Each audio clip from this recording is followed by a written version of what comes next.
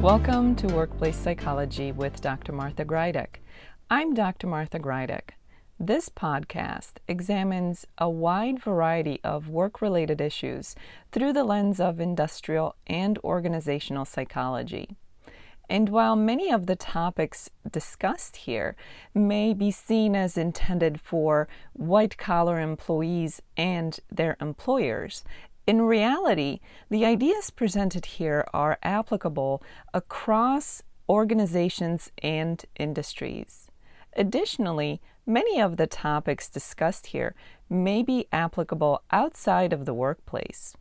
I encourage you to examine what's presented here, apply what makes sense to you, and simply discard the rest. In a recent episode, I discussed the topic of wasting time while at work.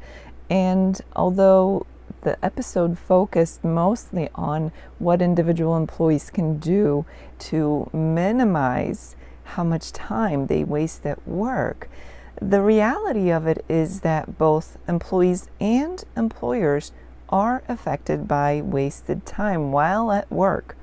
In this week's episode, I address the topic of distracted employees. And again, while there are things that employees can do to minimize their own distractions at work, there is only so much that an employee can do. The organization plays a big part in this one. So let's get started. One of the biggest culprits when it comes to distractions and distracted employees lies in the environment. The environment is largely the organization's responsibility. One of the clearest examples and biggest culprits is the concept of an open floor workplace. That was popular some years ago, and it remained as part of the structure for many organizations. This could mean things such as cubicles or a sea of cubicles, or maybe simply just desks or workspaces, work areas in one big room where everybody can be very easily distracted by what everybody else is doing. So whether we're talking about noise that is associated with other people working around you or visual distractions, whichever the case may be, this open floor plan or concept can be very distracting, and there isn't much of anything that an employee can do. Maybe to some degree, in some instances, an individual could wear earplugs or earphones, some kind of noise canceling apparatus, but that's not very realistic for most people, especially if they have to interact with others and perhaps do things such as answer the phone and communicate with others via telephone. So this is one where the organization really has an opportunity and a responsibility to minimize distractions associated with this kind of physical setup at the workplace. And while some organizations may claim or decide that there isn't much that they can do in terms of that structure, there is plenty that can be done, including rearranging or changing around the workstations and investing in different kinds of workspaces or work cubicles that could really help to eliminate distractions as much as possible. And of course, ideally, doing away with this open floor concept is the best option, if that is an option for the organization. Another part of the environment is the idea of a toxic environment in general, or toxic behaviors. That means things such as abusive behaviors or disrespectful behaviors or environments. And that is equally distracting to individuals, whether it's something that they experience firsthand on an individual basis, or whether it's something that they witness as happening to others. This is a big one. The organization has a responsibility to make sure that this is something that is not happening within their own organization. Remember, leading by example is important, as is holding people responsible. Be clear with your expectations, and when they are not met, be equally clear with the follow-through in terms of correcting behaviors, correcting environments, and making sure that everybody is on the same page in terms of what is acceptable and what is not acceptable. Abusive or toxic environments and behaviors have no place at the workplace, or anywhere else for that matter. This is a big one for the organization. It's important to remember communication styles. While communication is critical to an organization that runs well, it's also important to remember that the right style of communication is key. Let's take emails, for example. They can be tremendously distracting, especially when they keep going back and forth. There are plenty of instances where a face-to-face exchange would make much more sense than an email that can be vague or easily misinterpreted. Similarly, when it comes to meetings, many of you would agree that there are plenty of meetings that didn't have to happen.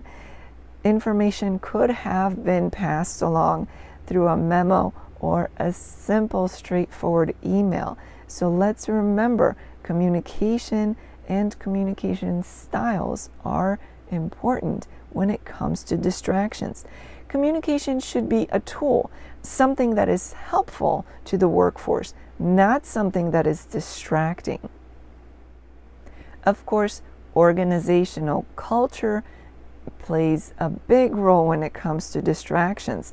First and foremost, when the organization's culture is such that it embraces and promotes focus, clarity, and getting things done, achieving its goals, then we have a very different experience altogether than when the organization's culture is either vague or maybe all over the place or not clearly defined.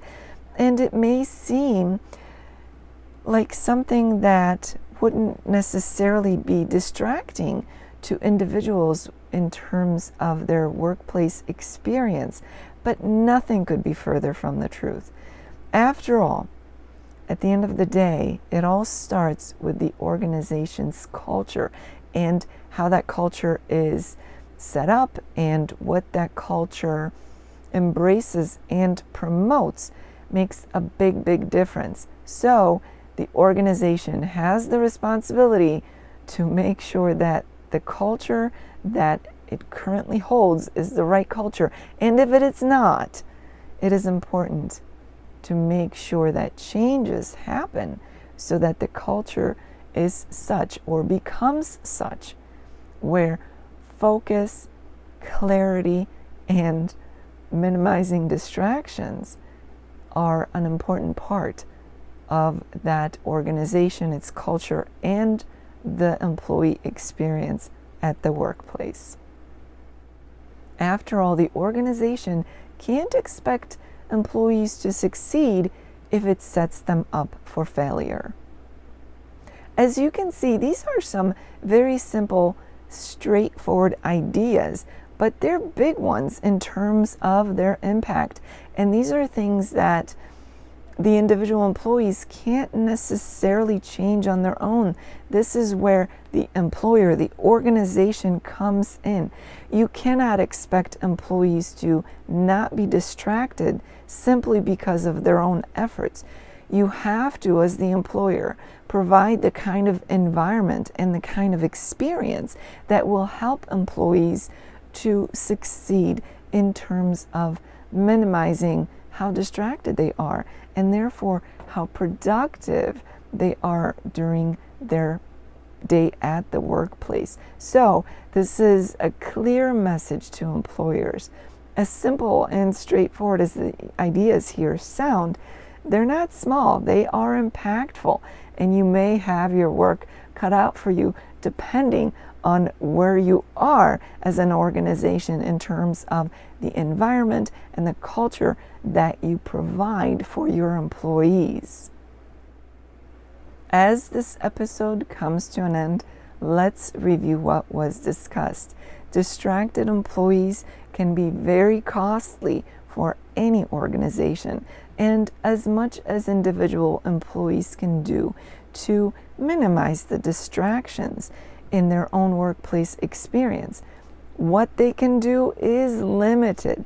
After all, the organization plays a big part in workplace distractions and therefore has a big responsibility in providing the kind of experience that will allow employees not to be distracted and to be focused and productive.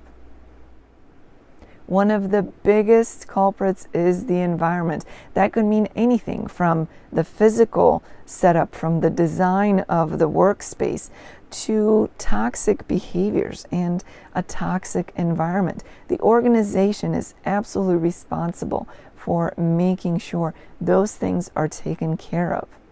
Equally important is the organization in terms of communication, styles, frequencies, and effectiveness. And of course, we can't forget organizational culture.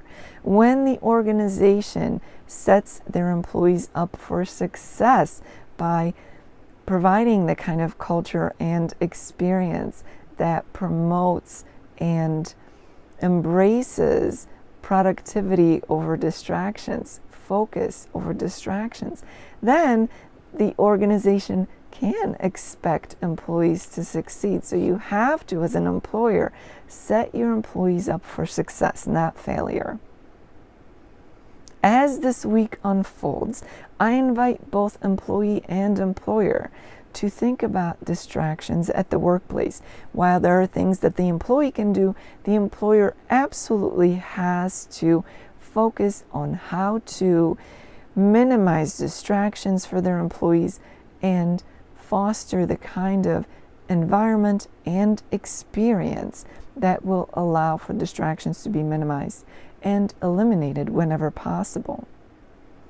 Be honest in your assessments and be proactive in correcting whatever needs to be corrected to provide the kinds of environment and the kinds of experience that will allow for distractions to be minimized and even eliminated whenever possible. For those of you who are experiencing this podcast in an audio-only version, I invite you to check out my YouTube channel where you can find the video version of this podcast. In addition to the video version of the podcast, my YouTube channel also contains videos which focus on stress management. So I invite you to check it out. My YouTube channel is Stress Free with Dr. G, and you can find the link for that in the description below. Thank you for joining me today. Please subscribe to this podcast. I look forward to seeing you here again next time. Until then, I wish you joy and well-being.